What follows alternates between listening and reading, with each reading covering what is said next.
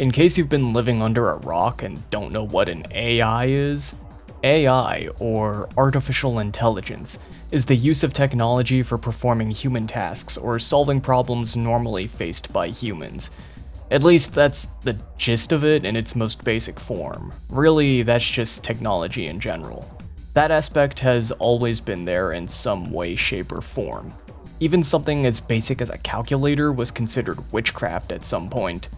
You mean this little box can do long division faster than me? If you want to take it even further, you could say that AI is the attempt to create technology that can imitate human likeness. Like, can technology become sentient or understand morality or whatever? Yeah, that's a whole different discussion that I am just not ready to have right now. AI can be a powerful tool. It's very easy to underestimate when you just leave it on default settings, then throw it into a scenario thoughtlessly. That's like putting an exam in front of a student after just one lecture, or repeatedly throwing someone into the same situation several times and not telling them what they did wrong. It is only when taking advantage of the available parameters when AI or technology as a whole can perform the most effectively. If an AI isn't able to perform a task properly, it simply means there weren't enough variables to work with. I've noticed that throughout time, whether it be in video games or cleanup robots, or any type of tool on your computer, AI has always been kind of a punching bag. You've probably seen plenty of people do that, lots of videos by big names on YouTube generating images of their favorite franchises to very inaccurate but interesting results. You've probably seen artists do their artist thing and redraw AI generated images, fixing their errors. That's another thing. If you're an artist or someone who professionally does the thing the AI is imitating, it's even easier to just flex on it. Nothing to see here, AI won't be replacing us anytime soon. Maybe you're someone who has said this, say, last year, or hell, maybe even a few months ago. Either way, the fact that anyone is even able to look at an AI and say that, or even the fact they're witnessing AI performing such a task, probably means it's already too late. So apparently this channel became eligible for monetization because of my last video. That's honestly insane to me. I cannot thank you enough. In case you weren't aware, I actually run 2 channels. I'm doing this all by myself and I plan to keep it that way.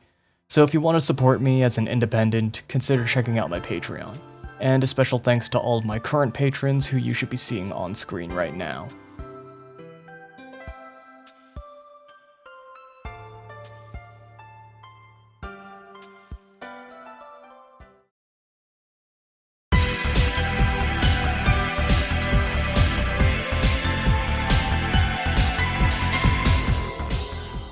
Kinda sounds like a silly tinfoil hat thing to say, but when you think about it, people must have already contemplated being replaced by technology for decades at this point. Fear of change somewhat plays a role in this, but it is a genuine concern to have. Imagine if someone made an invention that just did the one thing you're really good at. It's a scary thought. I like to take my time with these videos so I can, make them good. When people wonder why YouTubers who make actually good content take so long to get videos out, it's because that's just how long it takes sometimes. You don't just press the make video button and spit out a whole ass video essay. A 26-minute video doesn't take just 26 minutes to make, unless you're literally just recording yourself with no editing. And no, editing is not just cutting out the parts where you stumble over your words. But nowadays when I say this stuff, I gotta stop myself and think about it. Maybe one day it will be just as easy as that. The thing that really alarmed me of this possibility is the story writing AI tool that kinda blew up on Twitter recently. Then I thought to myself, oh shit, this means we're one step closer to having an AI that can write video scripts. Then I went on Google and realized, shit, that's already a thing. We can discuss all day about how computer-generated writing has no soul, so it'll never be as good as a human written story or whatever. I mean, while that statement isn't untrue, I really hate to break it to you. Sadly, it doesn't really matter if it's good or not. The only thing that matters, to the people looking to make bank at least, is that it sells and can be produced quickly. For that reason alone, there's good reason to believe that people can and will take advantage of it. I think back to something one of my high school teachers used to say to me. We live in a fast food society.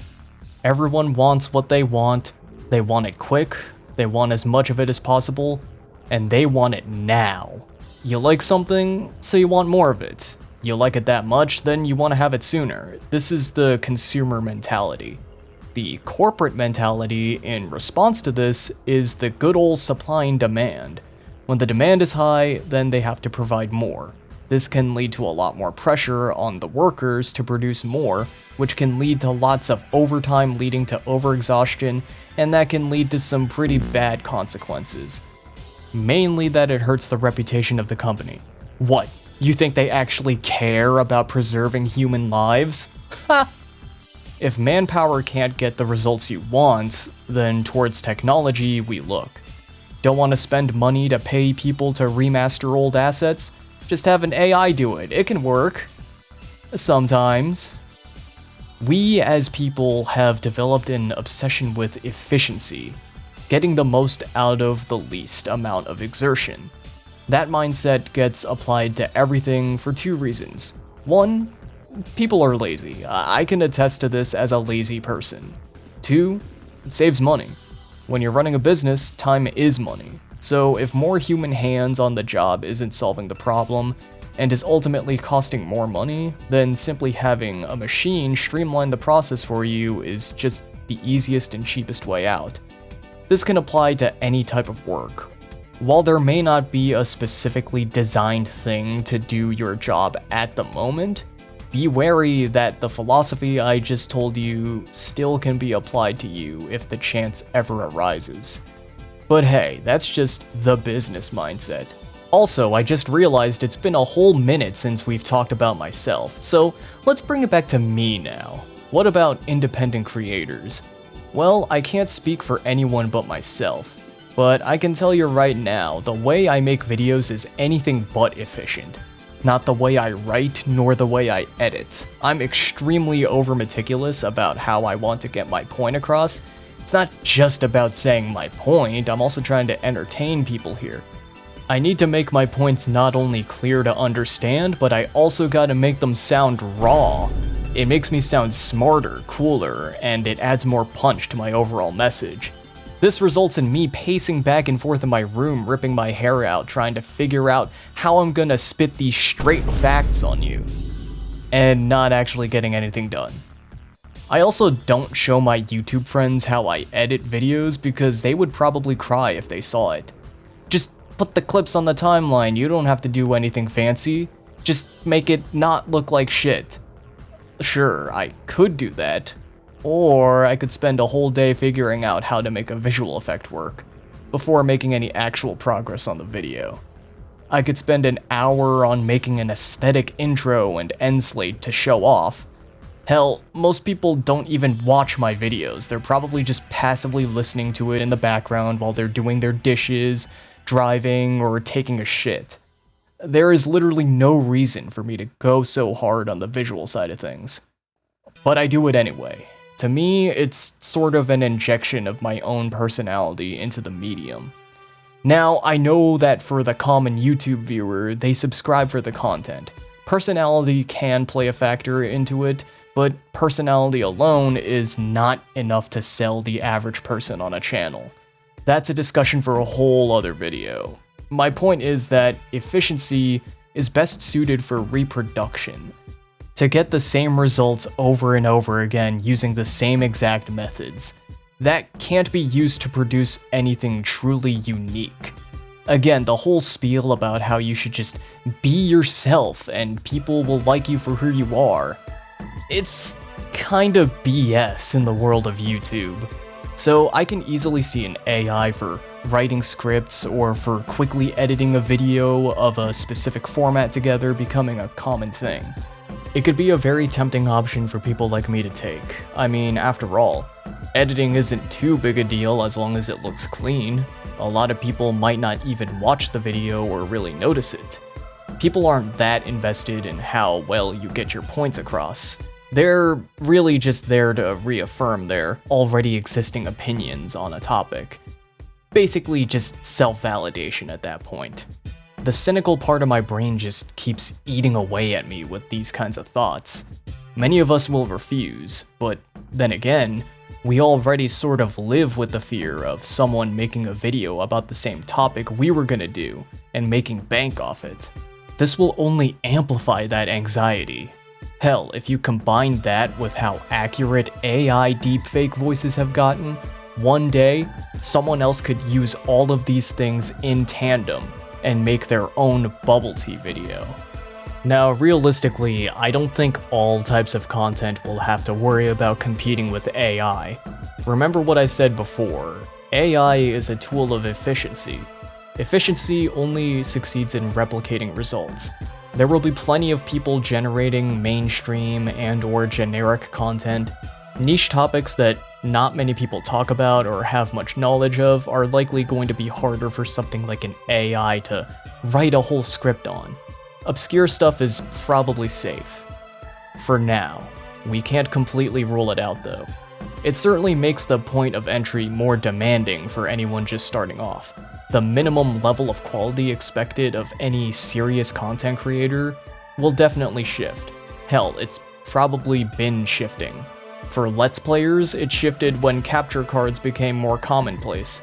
For people like me who discuss topics, it probably started happening around like 2014-ish. One way of looking at it is that if AI is going to be producing generic content, then everyone else will just have to get more original and stand out more. However, that's not really quite how the YouTube market works. Generic content is generic for a reason. It's the norm. What I mean is, there are tons of videos online all pertaining to the same topics. Being unique isn't necessarily the way to compete with it. Rather, you have to be talking about something that a lot of people are interested in, while also making yourself more appealing than the rest of that specific niche. You can't be too niche or else there's no demand for it and you get no views. It can't be too mainstream or else your content becomes white noise and you still get no views. This balancing act already existed before AI came into the picture, but now it's only gonna become more difficult. But let's shift the topic over to a lighter note. Let's talk about memes.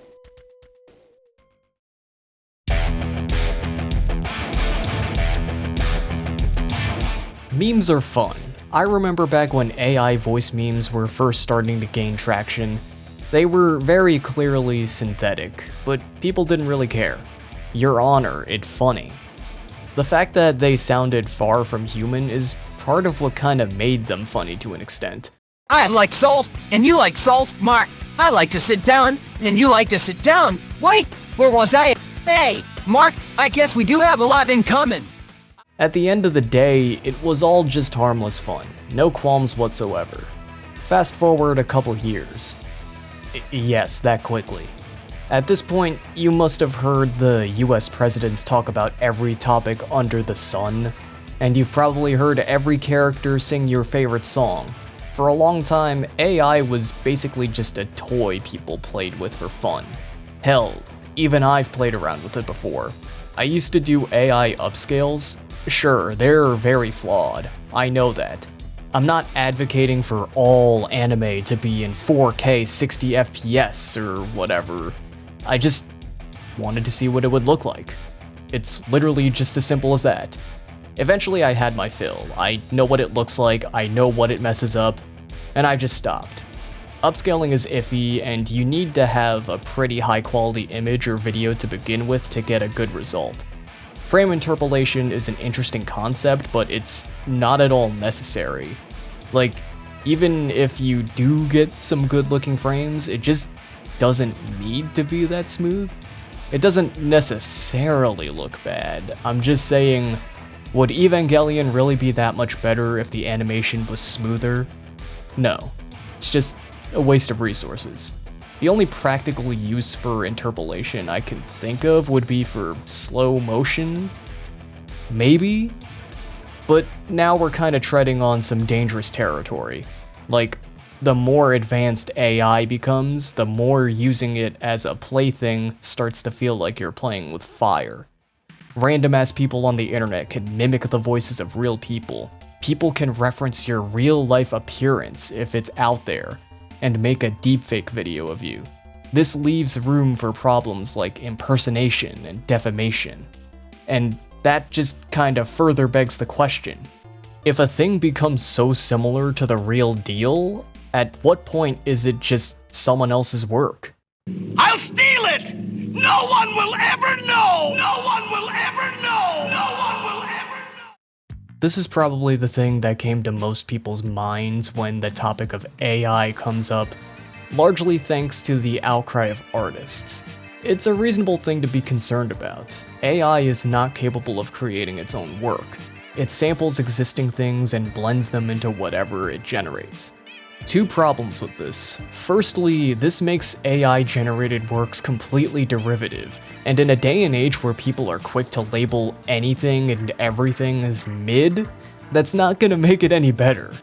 Secondly, since a lot of this sampling is done without the knowledge of the creators, it also means AI works are completely built off stolen work. It requires the labor of others to even function. There have been tools made to mask people's art so that algorithms can't properly learn it, but the fact that artists even need to consider taking that precaution is worrying. The ethics behind it are also really weird. Think about it, just as an example. Someone makes a voice meme of a character and the voice actor of that character doesn't want their voice being used by other people. If you're having a hard time figuring out why they wouldn't like something like this, it's because their voice is literally their job, and using a hyper-realistic imitation of it created using samples of their real voice is essentially just using that service for free. Though not every voice actor has spoken out against the use of their voices in memes. So now we're in this weird spot where instead of opting in to allow our likenesses to be used, we now have to opt out and go out of our way to prevent it ourselves. That seems kinda backwards, don't you think? It's not just the use of voices either. People's likenesses and appearances can also be imitated. I understand sometimes movies might want to use the likeness of an actor who is dead for a character they've been playing for years or something, but in 99% of possible scenarios, I feel like this should be illegal. So, what is the solution? How can we stop this?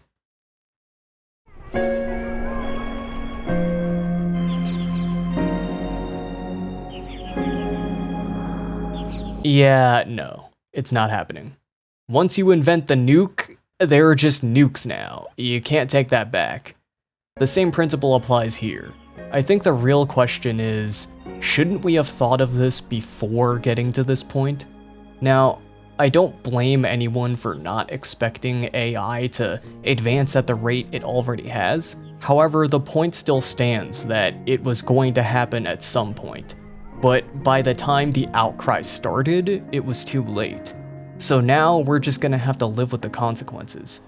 All we can do now is start better defining what intellectual property really means, and expand upon those laws to better protect creatives. Now that we've gotten a taste of what AI is capable of, maybe our first reaction to it shouldn't be to make fun of it.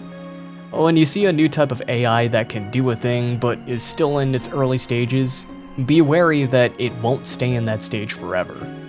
Low-key, I'm kinda tired of seeing people just going lol it's bad and saying AI will never replace true art, because it's already starting to encroach on that. So much of it has been happening right under our noses. We can always save the jokes for later and have an actual discussion about it now. How will it affect the field that it's addressing? What kind of ethical or legal implications could this have on said field? For example, back to the voice generation side of things, this likely means that stuff like background and minor characters will be taken up by AIs instead of real voice actors, while more important roles will remain human, simply for the benefit of being able to give better, more specific direction to a human than a computer. Voice actors will have to compete for the bigger roles much more often now. Look, I'm not a legal expert, and I'm not really an artsy guy myself. Rather, I just make videos about it like a leech! Okay, that sounded pretty bad, but hear me out. If you're an artist or someone with expertise in intellectual property laws, talk about it. Be vocal. Your perspectives on this are probably the most important on this matter. When I took a machine learning class back in college, we were still impressed by the program that could recognize cars from not cars. As far as we were concerned, CAPTCHAs were purely just for verifying you're human, but at this point, they're being used to train AI. I'm not saying we should panic, I'm not saying we should reject technology, or try to stop its advancement. We should embrace progress, because it'll ultimately lead to growth. Otherwise, all we can do is prepare for it, and hope for the best.